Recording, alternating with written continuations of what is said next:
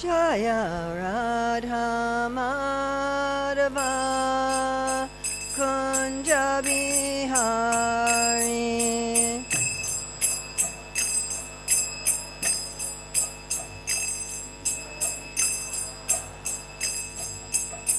Gopi Jana Vallabha Girivaradari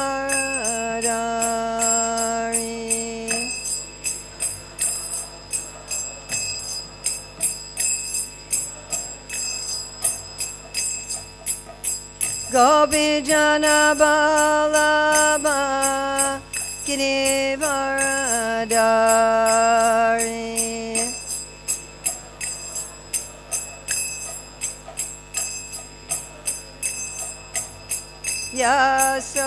Yasodanandana Braja Janaranjana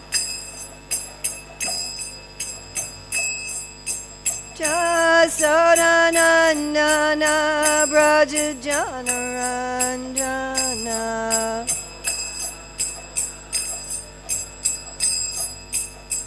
Yamuna Tira Vanachari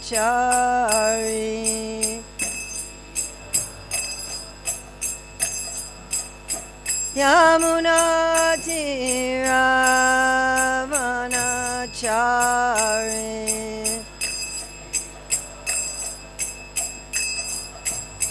Jaya Radha Madhava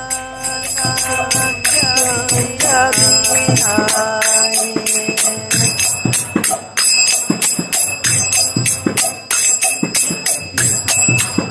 Jaya Radha Madhava Kunja Bihari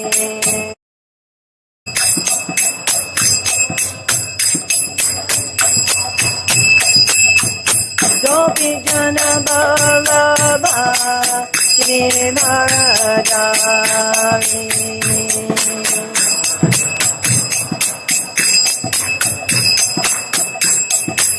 Gopi Jana Vallabha Girivaradari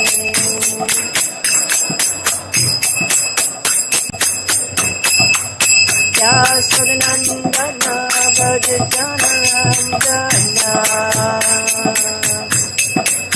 Yasodanandana Braja Janaranjana Yamuna Tira Vanachari Yamuna Tira Vanachari Jaya Radha Madhava Kunja Bihari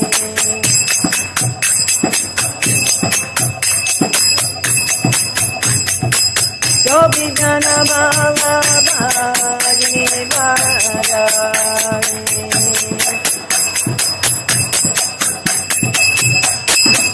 Yasodanandana Braja Janaranjana Yamuna Tira Vanachari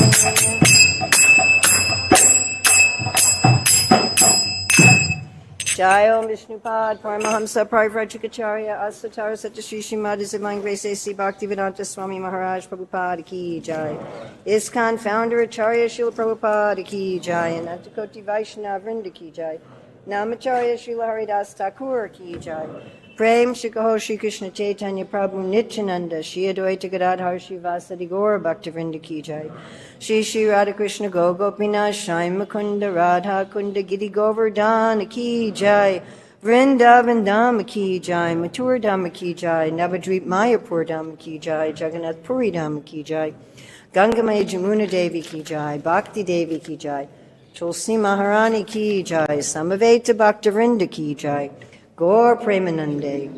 All glories to the assembled devotees. All glories to the assembled devotees. All glories to the assembled devotees. All glories to Sri Guru and Gauranga. All glories to Srila Prabhupada. Nama Om Vishnupadaya.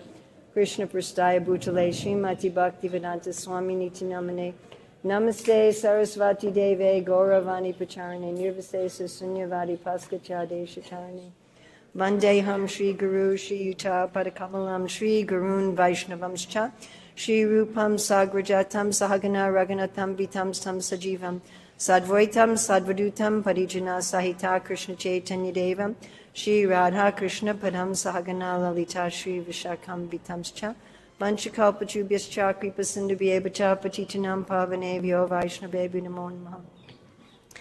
Om Namo Bhagavate Vasudevaya. Om Namo Bhagavate Vasudevaya. Om Namo Bhagavate Vasudevaya. So it's November 19th, 2024, Krishna Balaram Temple in Vrindavan, and we're going to be reading from Srimad Bhagavatam, Canto 10, Chapter 67, Balaram slays Dvivida gorilla, texts 14, 15, and 16. So 14's on the board. Tam grāvṇā prāharat kruddho bala-prāharatāṁ varaḥ sa vañcayitvā grāvāṇaṁ madirā-kalaśaṁ kapiḥ. Please chant.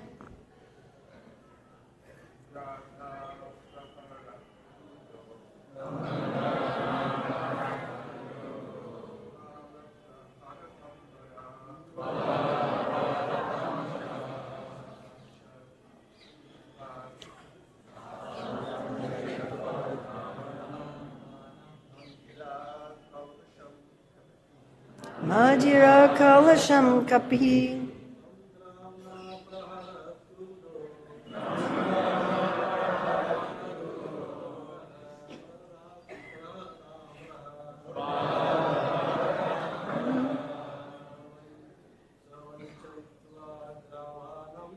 Sa vañcayitvā grāvāṇaṁ madirā-kalaśaṁ kapiḥ. Any ladies? Tam grāvṇā prāharat kruddho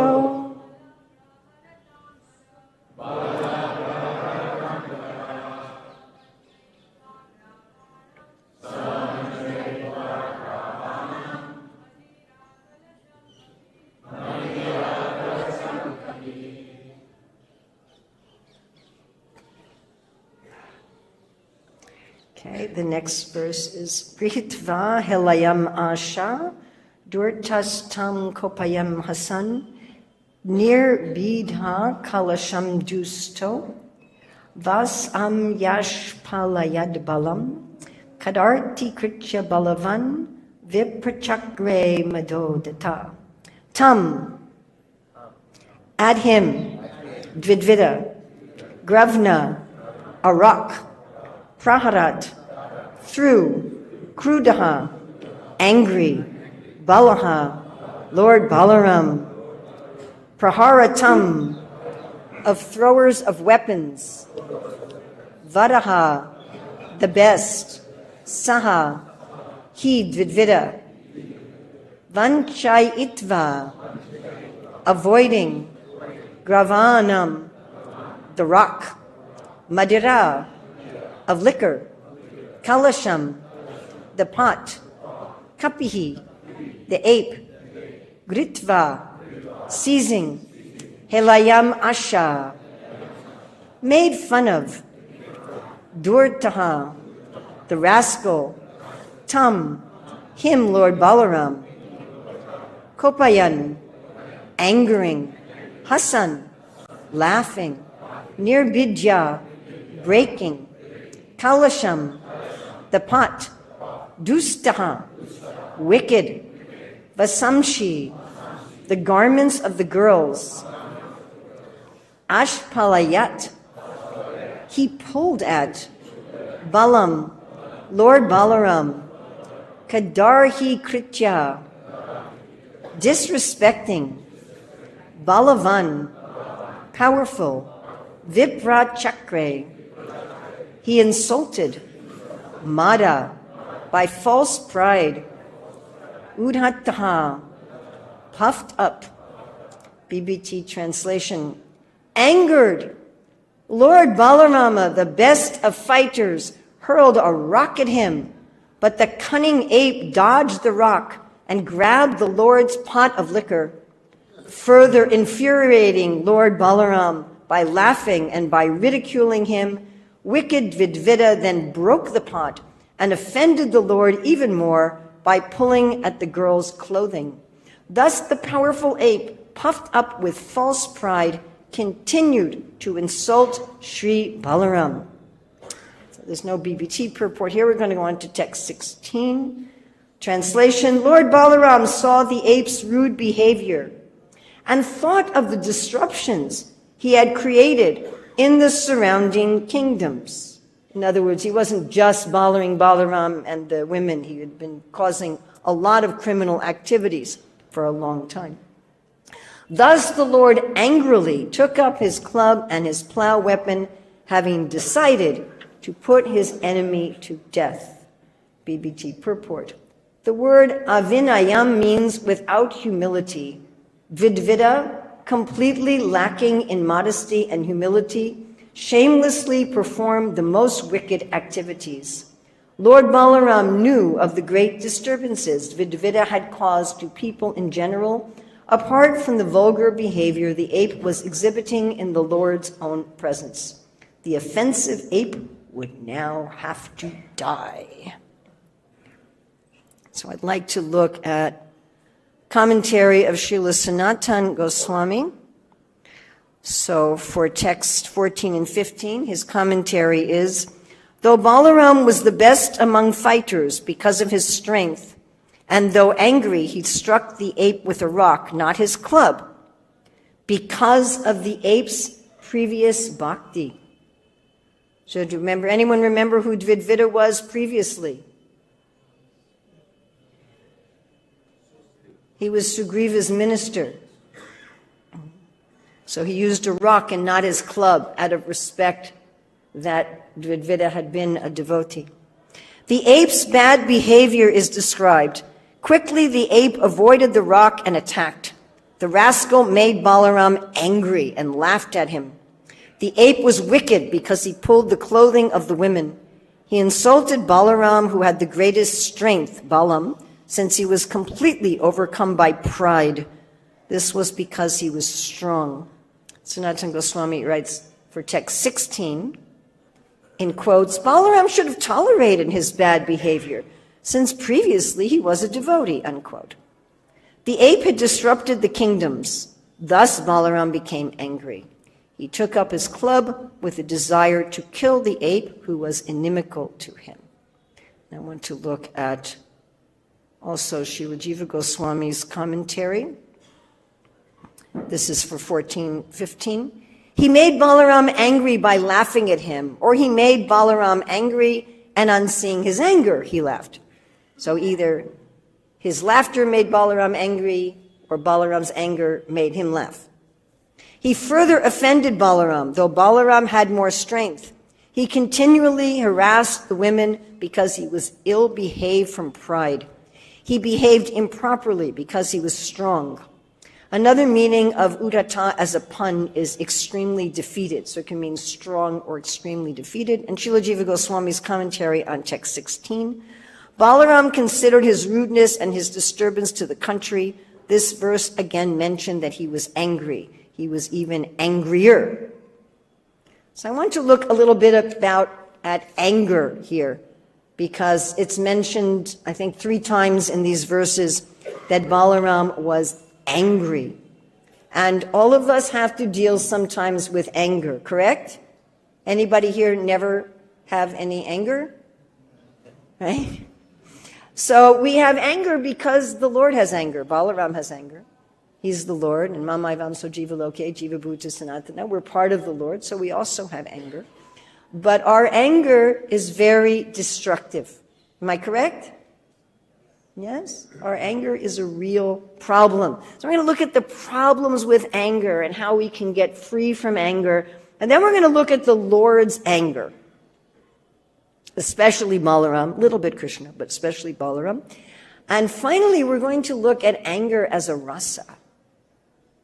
What is transcendental anger, of course, is enjoyed by the Lord, but also by the Lord's devotees. So what's the problems with anger?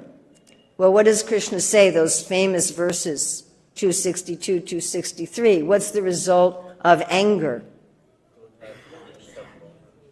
Delusion, right? Does this resonate with all of us? Do we become deluded when we're angry? Loss of memory? Do we forget everything? No matter how many slokas you know, how much philosophy we know, when we get angry, we don't remember any of it. We're just angry. And loss of intelligence. Do we lose our intelligence when we're angry? And then fall down. We end up doing things that are wrong. We do things that are sinful. We do things that are contrary to our own desires, contrary to our own integrity.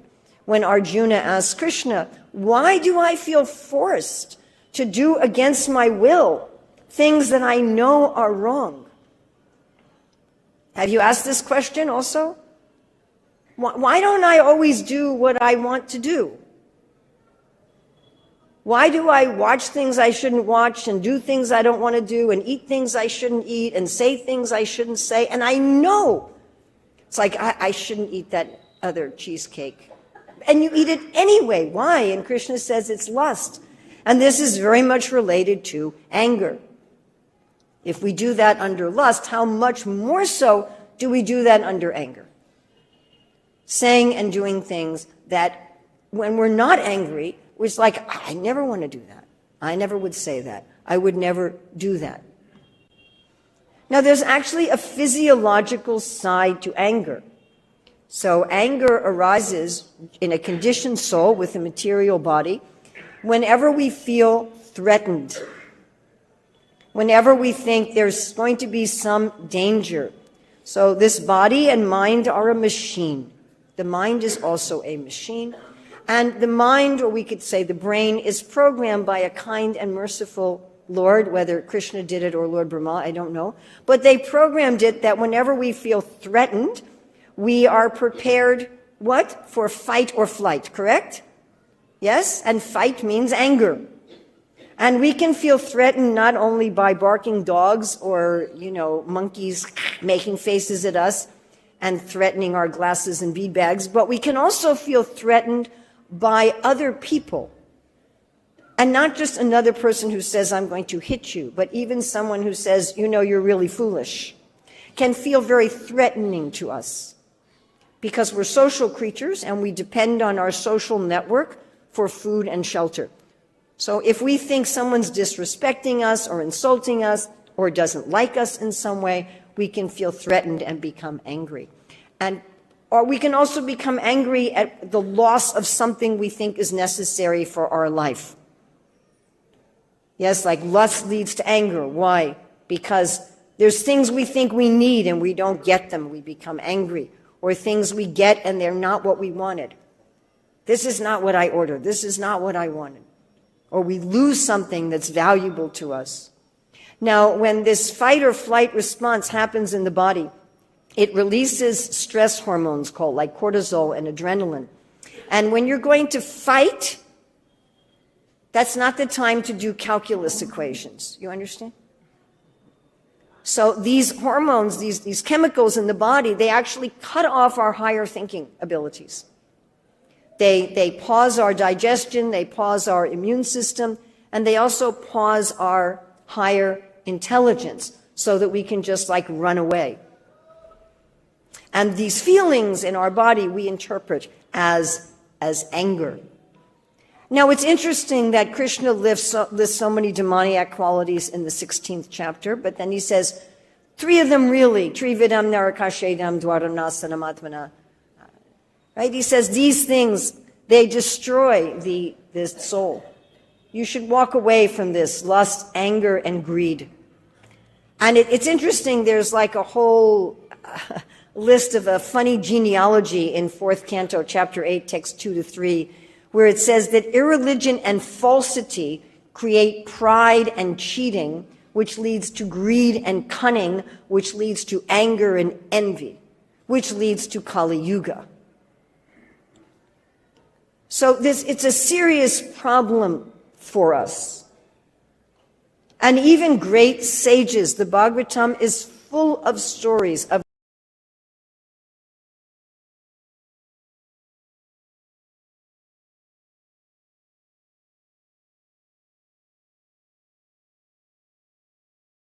means like bad face, or bad clothing sometimes. Who else?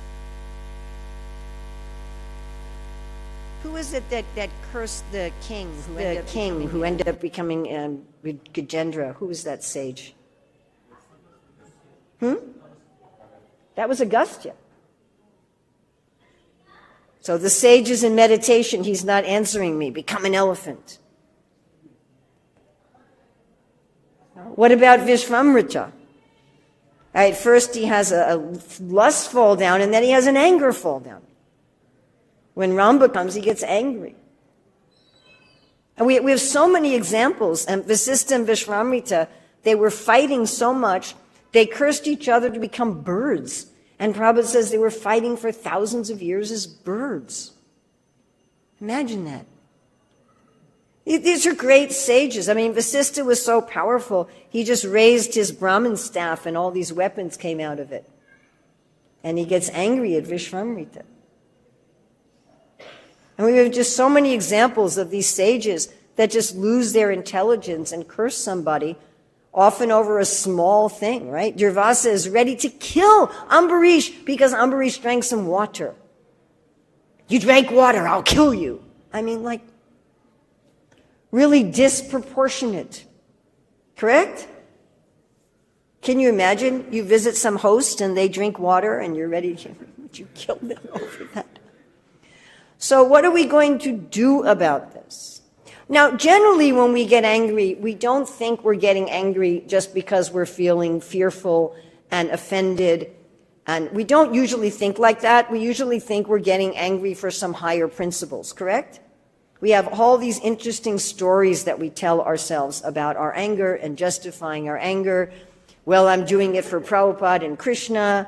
That's a good one. And, you know, I'm doing it for something, for my family, or, you know, that's... And Prabhupada talks about often how in Kali Yuga people fight just to fight. They get angry over nothing, and they fight just to fight. And my own conviction is one of the biggest reasons that we don't have more people joining the Krishna consciousness movement is that we splatter our anger all over the internet. You know, if you do anything with devotees, I mean, I'm terrified on social media to post anything that might be slightly controversial, because I have a lot of non-devotees who look at my pages. Right? I've met a lot of non-devotees. Oh, I read anything you post, and I'm thinking, if I post anything that's not totally insipid, you know what insipid is? Like lukewarm milk without sugar, you know, or unsalted rice without butter. If I post anything other than that, there's going to be all these things in the comments. And people are just going to say, what's wrong with you people? Yes. So, okay, so what are we going to do about this? How are we going to deal with this? And I'm sure we've all tried to deal with this in many ways. I'm sure we've all tried to deal with it by repressing it. Does that work? Does repressing anger work? Very temporarily. And that's useful very temporarily. If you really want to punch somebody, probably repress it for a few seconds, you know, that's probably a good idea. But on the long haul, it doesn't work. It comes up again. All that repressed stuff just kind of builds up inside you, and then it comes up again. So I knew one married couple, 10 years, happily married, 5 kids, and then one day the wife exploded like a volcano or an earthquake.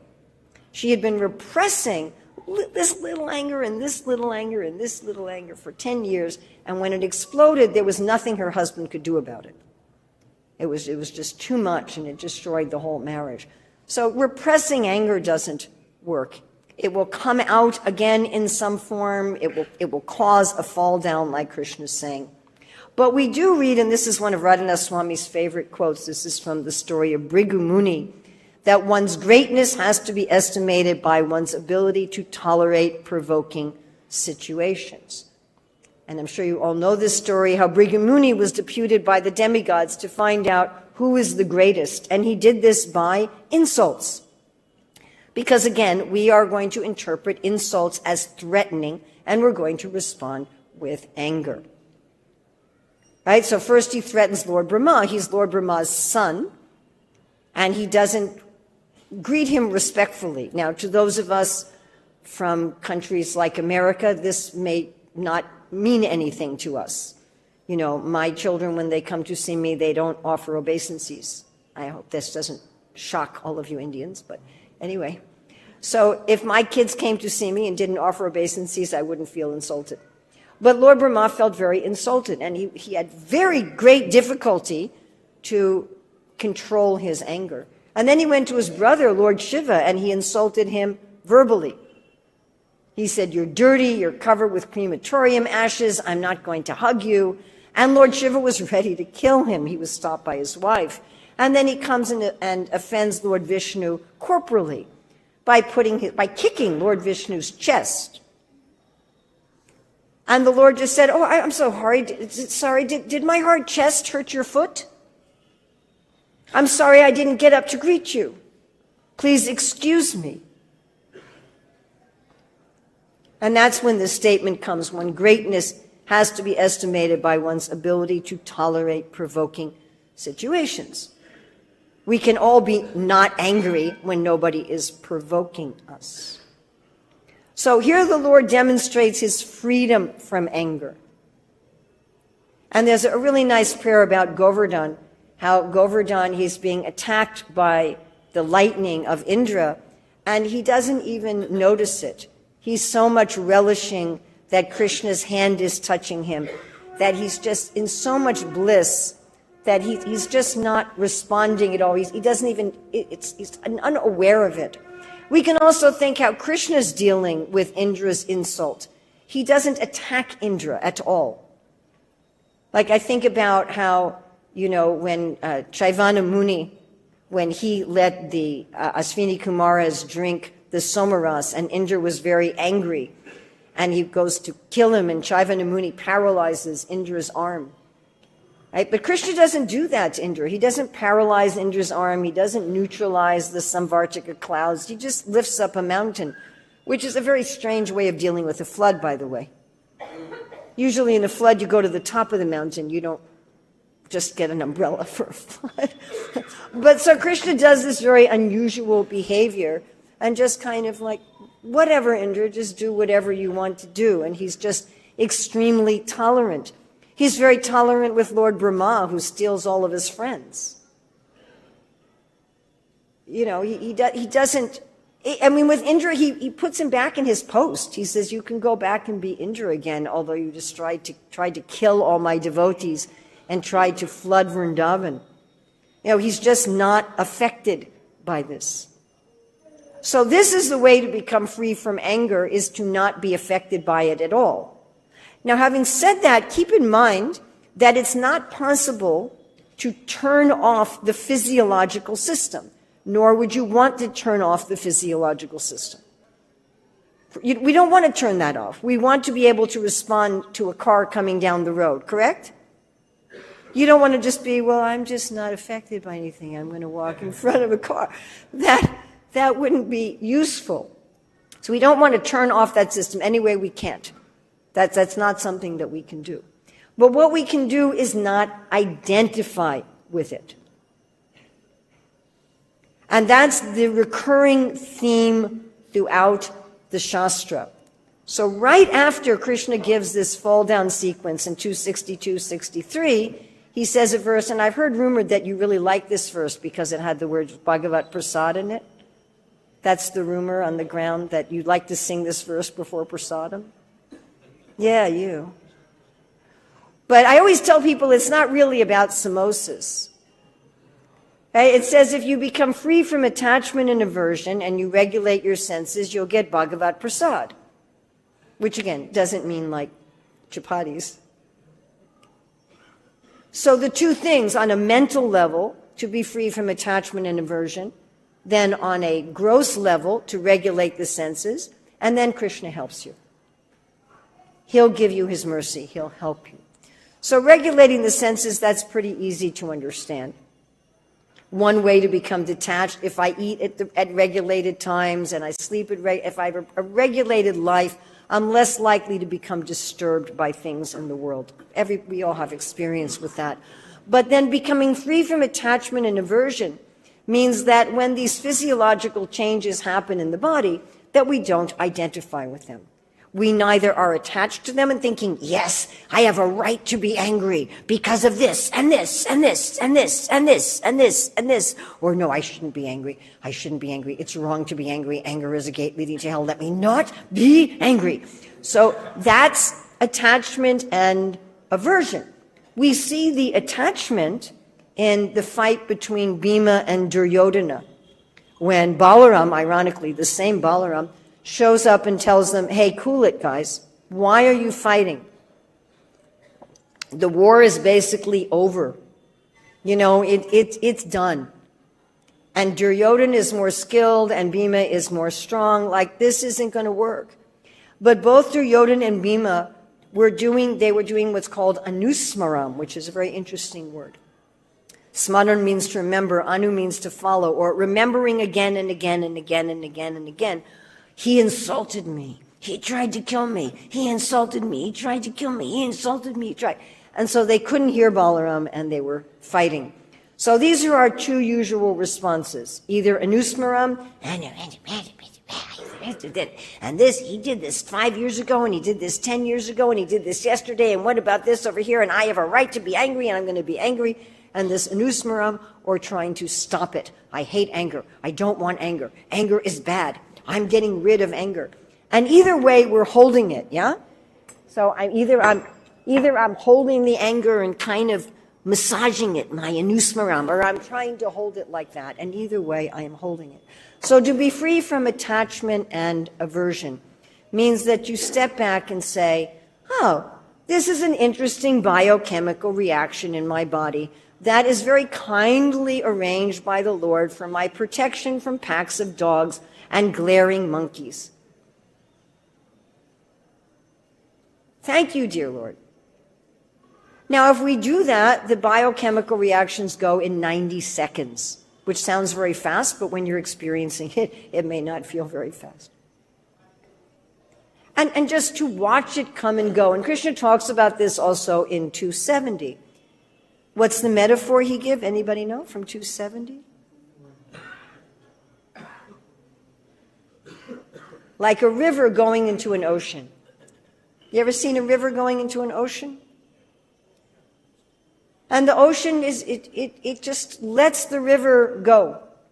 It doesn't embrace the river. It doesn't try to stop the river. It has its own business. The ocean is so deep and so profound that it's unconcerned with all these rivers entering. So just to be unconcerned. Now, we all know how to do this. I'm sure everyone in this room has fasted. Yes? You've all observed a fast at some point? And I'm sure while you were fasting, you sometimes saw food. Am I correct? By the way, going food shopping when you're fasting is probably not a very good idea. But we've all seen food while we are fasting. And if you're fasting, like, I'm sure many of you have done like even a Nirjal fast. Yes? So my experience with Nirjal fasting is by about 11 in the morning, my body says, you didn't feed me. Hello, hello. You didn't feed me. But if you ignore it, if you say, well, I'm fasting today, then after about 20 minutes, it kind of fades.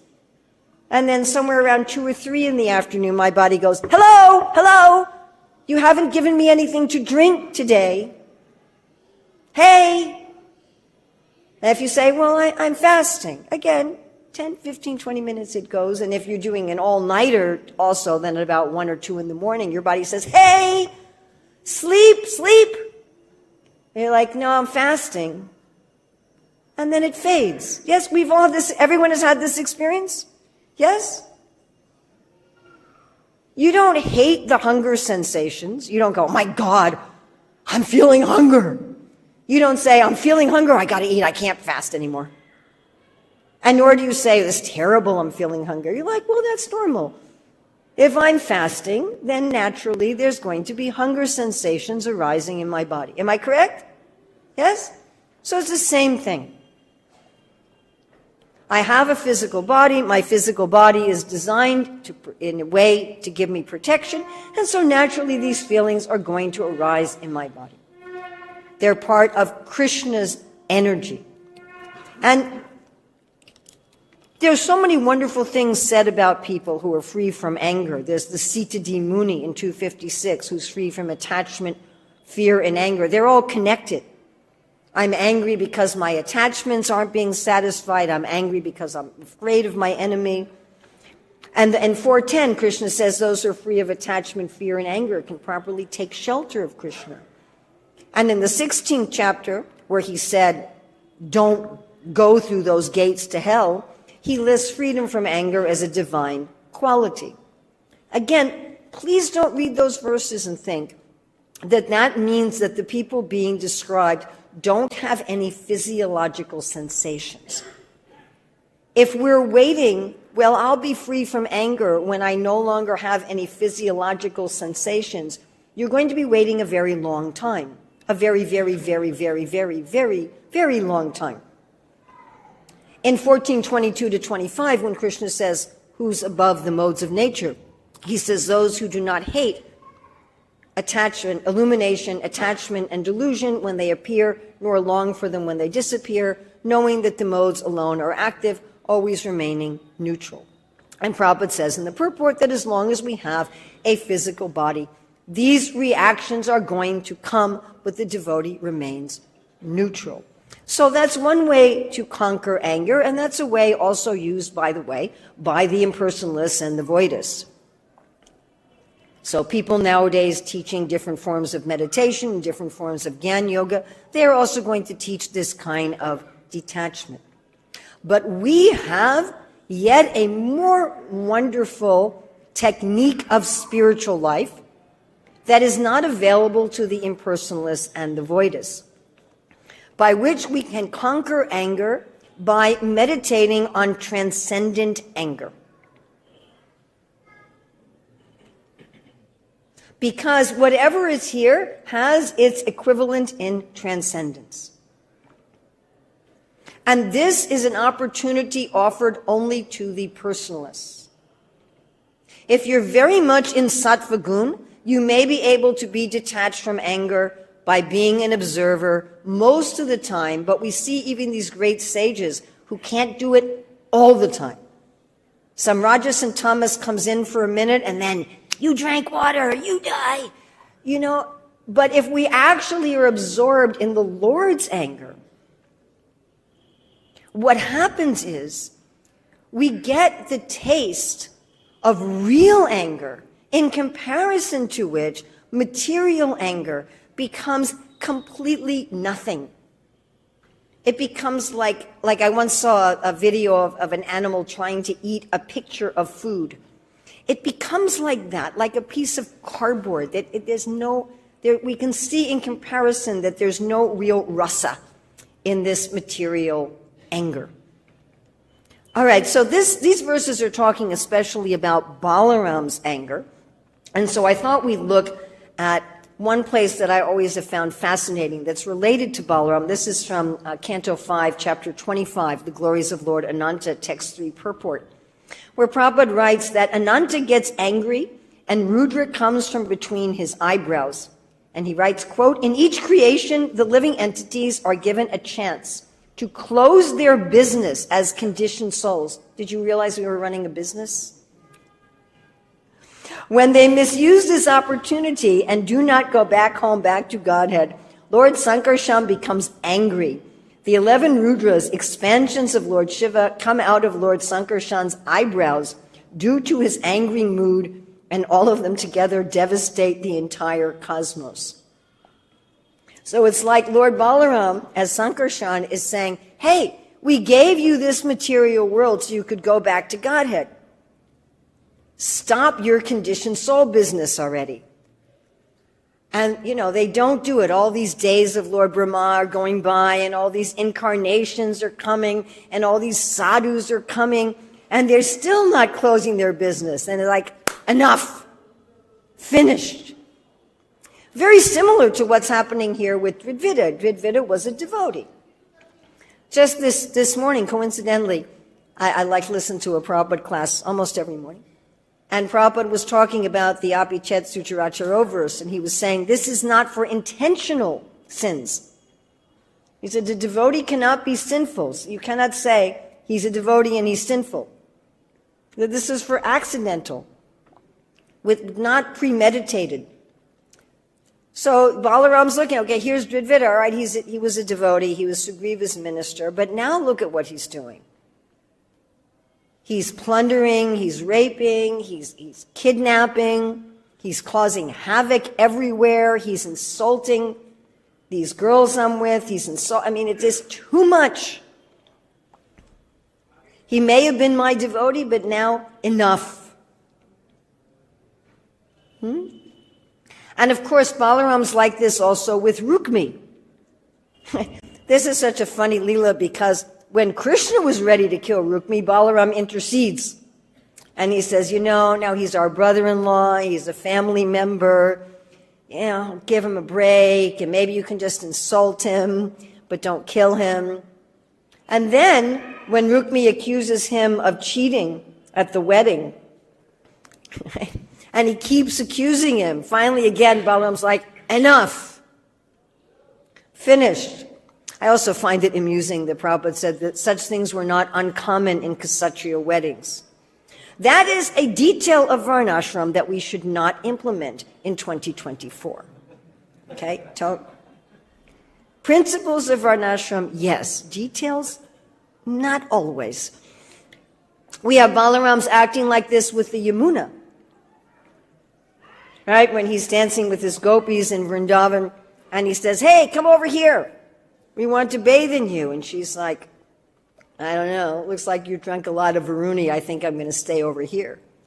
And he's calling her, and he says, you come here now. Right? And of course, we have Krishna sometimes gets very angry also. I was thinking, of course, about Nrsimhadev, who becomes extremely angry at Hiranyakashipu, the first child abuser in the universe.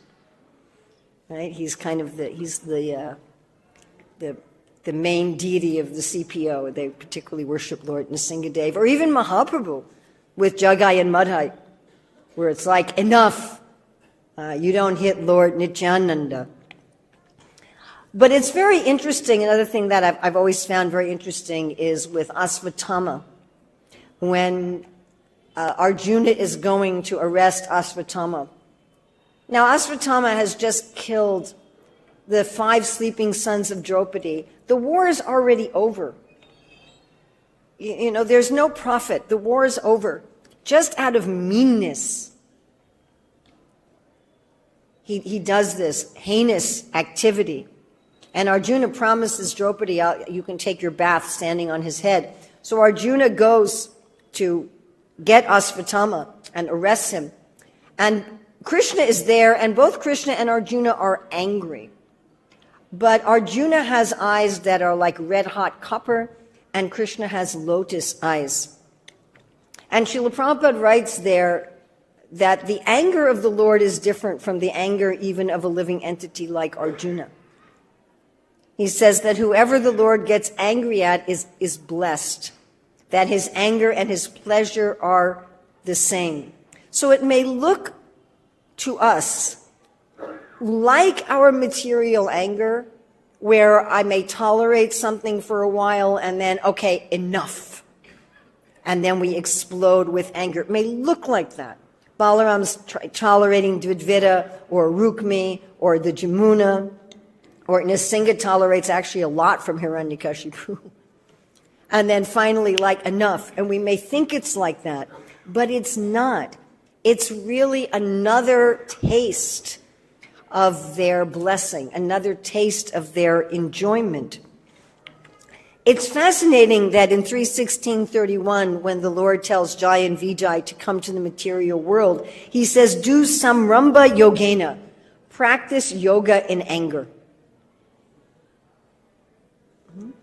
So there is an anger rasa, which the Lord enjoys. He's called Akila Rasamrita Murti. He enjoys all kinds of rasa. You know, we try to enjoy material anger. People do try to enjoy material anger. They do. That's why there's sporting competitions. Did you ever wonder why there's sporting competitions? It's a huge multi-billion-dollar business. There's some chivalry rasa also. Definitely, there's some chivalry rasa, but there's also some anger rasa. Am I correct? Yes? I was once visiting a devotee's home, and I don't remember, like teenage probably son was watching some sporting competition, just him alone watching on the television. And I walk through the room, and he stands up and starts shaking his fist and yelling at the television set about the sporting game. This is also why people go to political rallies and protest marches. Please don't think that people are really invested in these teams. That's not what's going on. And please don't think that people are really invested in the political positions. Again, generally they're not. It's an excuse to try to enjoy anger. But material anger is not enjoyable. It simply is polluting and exhausting and makes us all into fools. But there is an original anger that is enjoyable. So I don't have time to explore this in depth. I actually have a whole PowerPoint on the anger rasa. And there, Srila Rupa Goswami, he talks about that there's 3 objects of anger. Because for every rasa, there's an object, there's a vishaya, and then ashraya, there's the devotee who feels the way. So there's 3 objects. One, you can be angry at Krishna. Another is you can be angry at people who are friendly to Krishna. And another is you can be angry at people who are unfriendly to Krishna. So who gets angry at Krishna? So this is pretty much all the women. Only the women get angry at Krishna. So that's the young girls get angry at Krishna when he says he's going to show up at 6 at night and he doesn't show up until 4 in the morning. And then when he shows up, he's disheveled, like Srimati Radharani asks Krishna, where are your clothes? And he says, oh, my residence is in your beautiful eyes. And she says, I wasn't asking about your residence, I was asking about your clothes. And he says, I have this fragrance by being close to you, because the word vasa can mean clothes or residence or fragrance. And then she said, where did you spend the night? And he's like, how could night kidnap me? And then she stops being angry at him. But she was angry. So the gopis get angry. Sometimes what Prabhupada calls the elderly gopis, which doesn't mean they're my age. It means they're more like in their 30s. And they may get angry at Krishna because of his improper behavior with the young girls. You know, Krishna, why are you bothering my daughter-in-law? And they become angry with Krishna. Now, Srila Rupa Goswami explains that when the young girls are angry with Krishna, it's not really, any of you who are interested in the technicalities of this, it's not really a secondary sthāyi bhav, but it's actually a vyavichari bhav. Then there's those who get angry at those who are friendly, the other devotees. So they get angry at them if they don't protect Krishna. Or if they put Krishna into danger. Like Mother Rohini and Nanda Maharaj, they got angry at who? Who did they get angry at for not properly protecting Krishna? Yasoda. Why are you tying Krishna up with these big trees next to him? They were angry. You're supposed to be protecting him. And Mother Yasoda got angry at the cowherd boys. Why are you taking Krishna to dangerous situations? You know there's some demon over there. Why are you taking Krishna there? Why are you doing this to Krishna? Right? Then there's getting angry at the unfriendly persons, and that's what we're looking at here, like Dvivida or Shishupal. Of course, the residents of Vrindavan also get angry at Akrura. We just went to a series of classes by Bhakti-Vigyan Maharaj about how Akrura exemplifies the mood of entering Vrindavan. But the residents of Vrindavan get very angry at Akrura. They consider him unfriendly. You're interfering with my ability to serve Krishna. Now, Srila Rupa Goswami expounds on this anger rasa, particularly the first category, being angry at Krishna, in his Ujjwala Nilamani. And this is also beautifully explained by Swarup Damodar to Sri Chaitanya Mahaprabhu in Madhya 14, starting with verse 140, which I won't read today, but you can find the same thing in Ujjwala Nilamani, where Swarup Damodar is explaining the different categories of gopis, and there's several different categories, and how the categories mix with each other, and the different ways that they get angry at Krishna, and how long they're angry at Krishna, how they show their anger at Krishna, and so forth and so on. When we are feeling anger in this world, and I'm going to assume that if we continue to live in this body for another day or two or week, that we will feel anger again. Is that most likely? Yes? Most likely, if we're in this body for the next week, we'll experience anger sometime during the week. I mean, it might be very mild. It might be, they're stupid people. You know, it might be a mild annoyance anger. It might not be full-blown rage. But we can move back and say this is a biochemical reaction in the body, and then meditate on some of these leelas of the anger of the Lord or the anger of the devotees. Srila Rupa Goswami, in the fifth wave of the Southern Ocean, near the end, I think it starts with text 73, he talks about how when we see a drama or hear a narration, we can experience some of the emotions of the characters. Everyone has this experience, I would assume. You've all seen a drama or a movie or a TV show or read a book where you felt some of the emotions of the characters, even if they were fictional characters. Am I correct? You felt them like they were yours. So Srila Rupa Goswami says this is the case. He said, and that also operates when you when you hear a narration or see a drama of transcendence. You will feel the emotions of those characters. This is not my recommendation, it's Srila Rupa Goswami's recommendation. Prabhupada says if we can feel the emotions of the inhabitants of Vrindavan even to a minute degree, then our life is successful. We're not reading this story in the Bhagavatam just because Srila Prabhupada says we should hear the Bhagavatam every day and we want to be good devotees and to check it off our checklist. Okay, went to Bhagavatam class today, read my verses. We're reading these things so that we can actually become kind of absorbed. What's happening with Balaram here? How is he feeling? Right? This is outside Dwarka at Raivataka Mountain, and he's enjoying with these girls, and he's relaxing. He's having some relaxing time, and this huge ape comes, and it's like breaking his pot and pulling the girl's clothing and insulting him. And then he's like, you know, you used to be my devotee, but you've been causing a lot of trouble. You know, let's end this. And how Balaram feels this anger. But it's a sweet, blessing anger. It's an exuberant anger. It's a loving anger. That because I love you, Dvivida, I love you as you were my devotee, and everyone is ultimately my devotee in this loving anger. We got to stop this stuff you're doing. This is no good. You're hurting yourself. You know, you just couldn't get it together. Okay, I'm going to help you out. And I'm going to have some fun doing it. And we're going to be throwing around trees, and we're going to be throwing around rocks, and we're going to have a ball. And that kind of anger, and if we can turn to meditate on that anger, Then our material anger, which is just a bunch of biochemicals and has nothing to do with us, we're just going to look at it and laugh and be like the ocean that the rivers go into and say, oh, that's an interesting river. Wow, what about Balaram with Dvivida gorilla?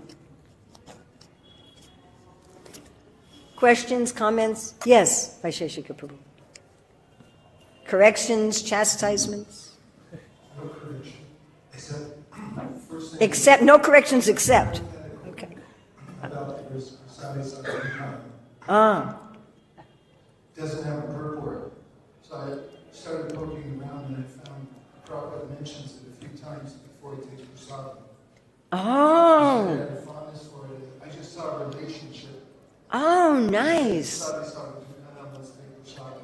Oh, very nice. That was parenthetical. Now I have a question. Okay. Well, I'm so glad you told me that. I was doing a little soul searching, trying to think of the last time I became angry. It didn't take me very long to figure that out. I was walking into the samadhi, and then a couple of ladies elbowed me in the side, like pushing me out of the way. And you mentioned kind of an annoyance anger. Yeah. I mean, I didn't become enraged or anything like that. But there was a biochemical Reaction, yeah. What are you doing? You mentioned 3 levels of overcoming anger. The second of which was, or maybe the first of which was to detach oneself. But the third level, it sounded appealing. How, in that circumstance, if you've ever had that experience, In India? No. that somebody barrels right through you when you're standing there, and then there's a tweak of annoyance anger. How would you use the third aspect of anger by meditating on the Lord's anger to overcome something like that? Okay. Well, what was Dvivida doing? He's pulling at their clothes. It was actually quite similar. You know, he was doing exactly that. He was pushing and shoving and pulling. Dhenika, he did that with Balaram, kicked him on the chest. That was a pushing and shoving. And now the third method only works, my dear friends, if you know Shastra. If you don't know Shastra, it won't work because you can't find anything. So if someone's just come to the movement for 3 days, you can't give them that technique. It won't work. But you can just step back and you feel the biochemicals. Okay, fine. That's going to happen. That's not going to stop. But then you just go, did Krishna ever get pushed? Yeah, he did. Balaram got pushed. Krishna got pushed. How did they feel? They went, there's this, where was I just seeing it? Somewhere this morning. With the Dhenikasura, with Krishna and Balaram reeling them around. And then Balaram took him and wheeled him around. And just start going into that, and then you'll find without any effort on your part that the other annoyance is just, you won't even notice it. Maybe after a couple minutes you go, oh, that's interesting, it's just gone. I just see an obstacle that I might see Balaram swimming in person. No, it doesn't work like that. It's not that you get into their behavior, but you try to access their feeling. And the spiritual rasa is sweet. All the rasas are sweet. Also, Srila Rupa Goswami explains this. This is at the end of the Northern Ocean, where he's talking about the 7 secondary rasas, and he says, I see, don't worry, where he says, a lot of these don't seem very sweet. Like this pathos of Ram Leela. It seems like a tragedy. He says, but if it wasn't sweet, why is Hanuman repeating it over and over again? And what happens is when you start to taste that sweetness, the other thing it becomes laughable. And it recedes from your awareness. And then because there's an interplay with the physical body, then the physical body gets the message that, oh, now I'm happy. And the chemicals just easily dissipate, if you want to talk about how it works on a mechanical level. It immediately brings you into pleasure. Now, this is something that needs to be practiced. Yes? If you try to do this the first time with somebody threatening you with a gun, it probably won't work. But if you can do it, if we can practice it for the little things, the little minor angers, the little annoyances and the little irritations, which are like baby angers, and we practice it, and then when you practice it, you see how tasty it is. And then we become habituated it, and then for the bigger things, it becomes easier and easier and easier. And of course, until we're at a very high level, we may still mess up sometimes. And then what do you do when you mess up? You pick yourself up and you dust yourself off and you apologize to whoever you got angry at, and you work at doing better next time. Make sense? And make sure you don't break anything while you're angry. Yes, in the back, in the red. Yes. Is that all right? Well, you can just say yes or no. Is that all right? Better than all right. Okay. Hare Krishna.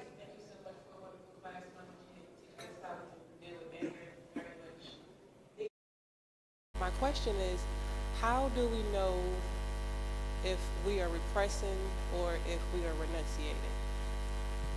How will we know if we're repressing or actually detached? It feels completely different. Subjectively, it feels completely different.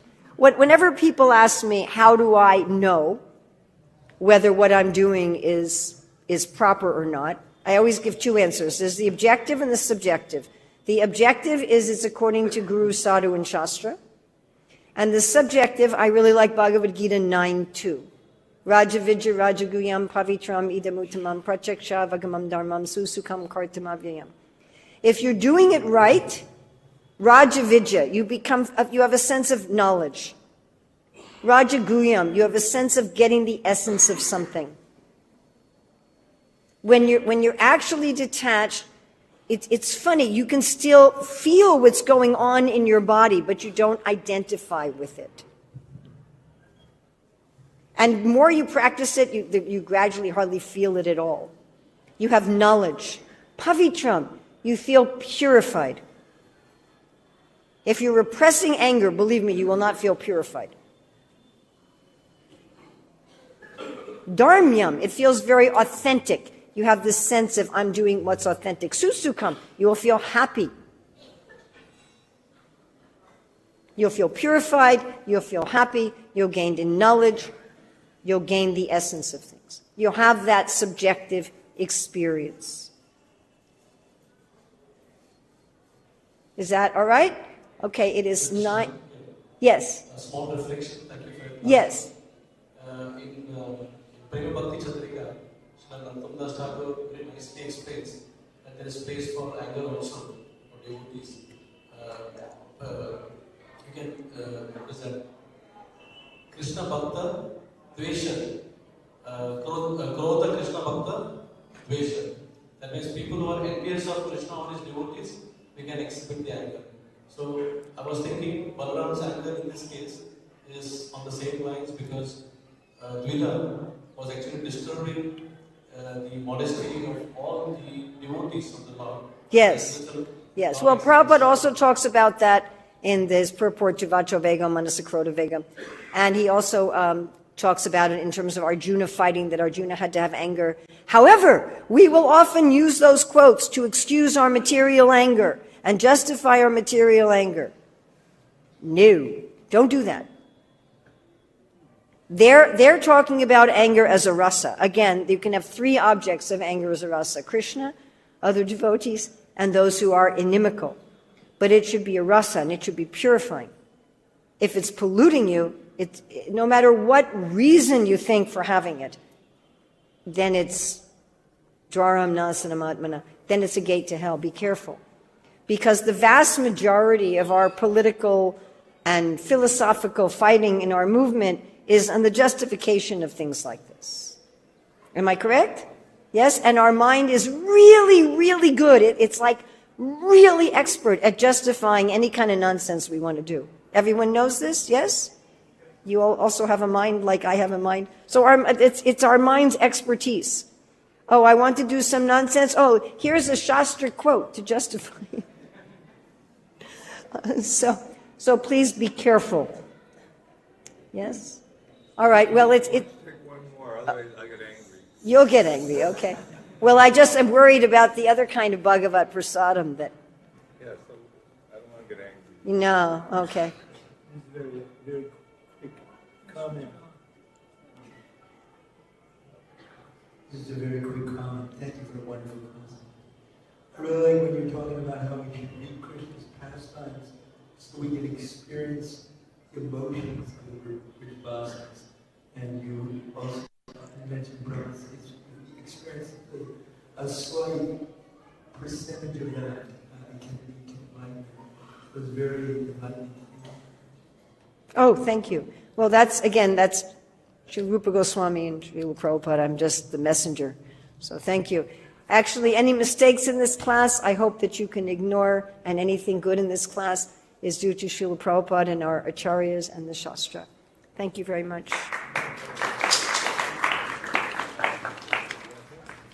Dhūrtas wants to say something. Yes.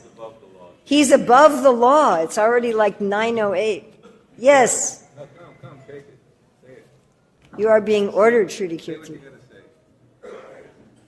say. When Srila Prabhupada was in his room and he heard some bad news about the Jew property, this was in Dvivida, and of course the Jew was thousands and thousands of miles away, and he couldn't do anything at that time, as far as I could see. But he was walking around his room, his hand in his tea bag, and he came up to my room and said, "When you're angry," he said, "you chant very loudly on your beads." And that's what he was doing. He was chanting on his japa beads, where you could hear, literally, you could hear the sound of his beads. I've seen him in other angry situations doing things very differently, but at that time, that was his response.